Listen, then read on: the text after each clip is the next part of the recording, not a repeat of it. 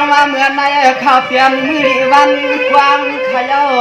ข้าก็มาหัดชื่นเตียนคำตะลุงใจเห็นกวางตามวังฮัลโหลเสียงหลังมาสุดกลางที่นกควางเมื่อใจข้ามาเลียถึงสุ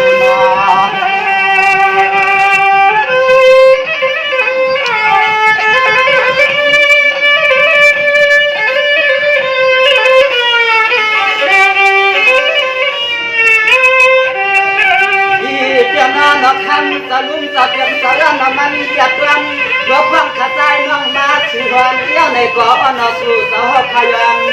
มังกาลาไทยทอดเงินกา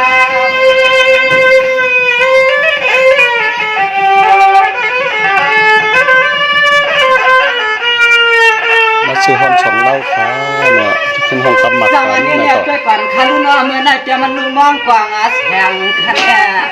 เดี๋ยวมันลุงมองกว่างอาแสงห้องเปลี่ยนรถเพื่อกับหัวสิ่งก็คำที่เจ้าแก่นควร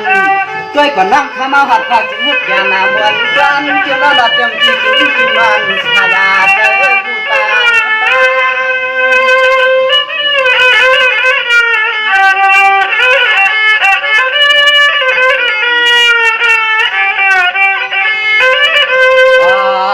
ทางเมื่อใจขาวอย่างวังผัดจะมาอย่าหน้าที่กำลังเมื่อใจขามายอดกำในอ้อมรอถึงหน้าที่หันเตี้ยก็ยังสักแค่นั้นเองใหญ่ก็มาเลี้ยงสักคำ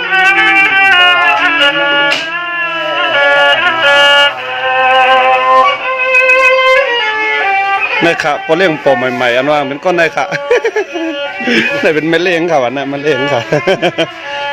เอาค่ะเนี่ยปอเลี้ยงไข่เง่าทั้งในกันในปอเลี้ยงนี่ค่ะปอเลี้ยงลุงใจเขานะหมอกำก็ไหลมากก็มังกลาปันไปเป็นปอเลี้ยงหลวงเด้ๆค่ะ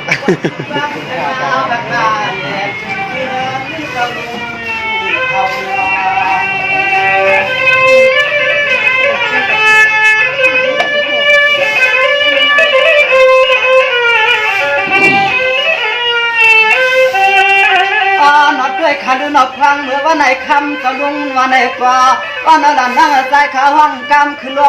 งสาวลักเอาลูกควงห่างเธอปีเดียวเอาขึ้นมาลาย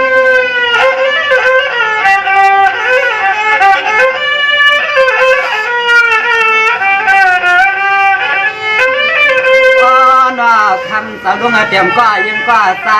ก็เคียงก็นายหลับเตรียมทุ่งเมืองที่เลยก็จักเลยหันอะไรยินขับหินสักแดงกาอันเมื่อวันในอันเตะอันหนานั้นต้องใจเคยทันก็มอ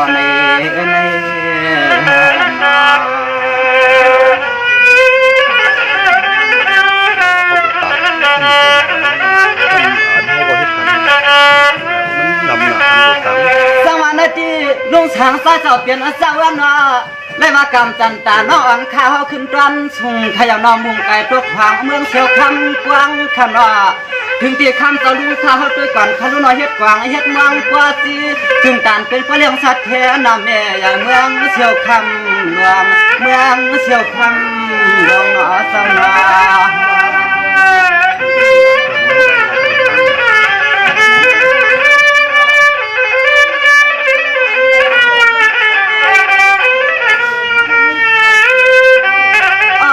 ด้วยขลุนเตรียมรองเลยก็มันจ้าตรันกูตัง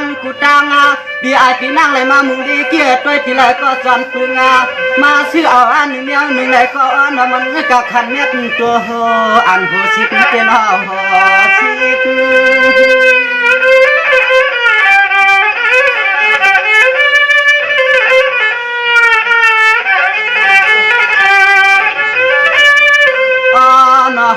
ด้วยขลุนคังสาวขลอมปันยิปาเครื่องเคเจอตายาเก่าให้ยาสาวางอานาซาเฮาลุกไปหมางควางอาเลี้ยงวางกว่าทางเย็นหัวนาเดี๋ยวมาเมื่อกินเหมือนวันลุกไปอำหัวตันดึงเงาดึงตายาอันไหนมันก็เห็นที่กลางไม่เที่ยน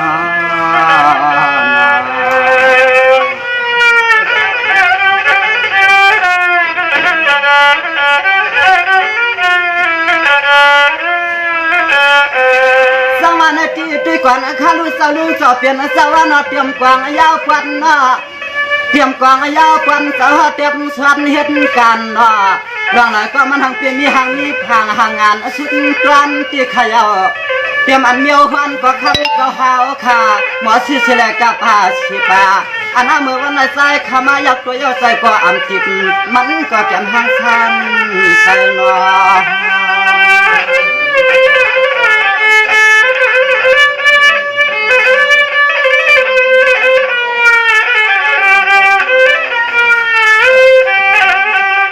นักคำสาวลุงเครื่องอาเหียบปลาแทงขวดนกกาตัวเครื่องอาขวกุชีสาววันนี้กุลายาใจเอาน้องยิงน้องใจเย็บช่วยกูมือกูวันตัวจันกูค่าถึงเมื่อวันไหนสายขาวหัดมาก็ย้อนมากาลาปันเจ้าชาเท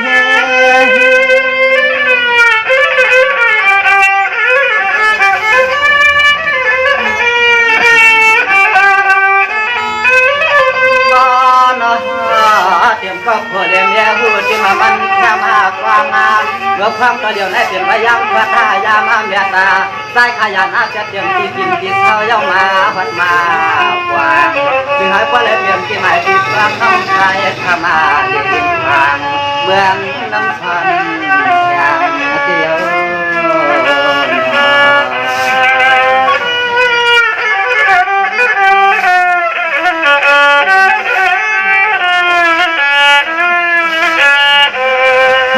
เหมือนในเชวันข้าวหยบยันอาคารเกี่ยวกวางเมียนความข้าวก็มาหัดมาถึงสุดกวาง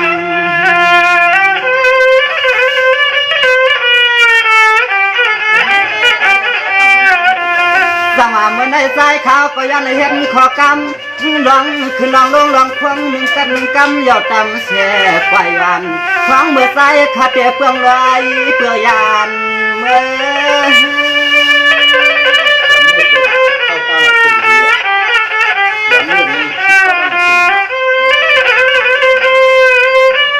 สมาเมื่อเลี้ยวข้าก็สุดรังกว้างปานาเจ้าลุงเฮาข้าตั้งสว่างตั้งผัวตั้งเมียตั้งยันตั้งเลี้ยเฮาก็จ่อใส่เสื้อน้องเตรียมก็เมื่อก็มาเฮาก็เลยตอนเฮาเตรียมที่กินวันให้เธอใส่เผาชาสมากำลังใจตอนเฮามุ่งวางสุดรังหังก็จึงให้ก็เลยมีน้ำตาหงขาวชาเมื่อนาจึงให้ปอแก้เดี๋ยวในเมื่อ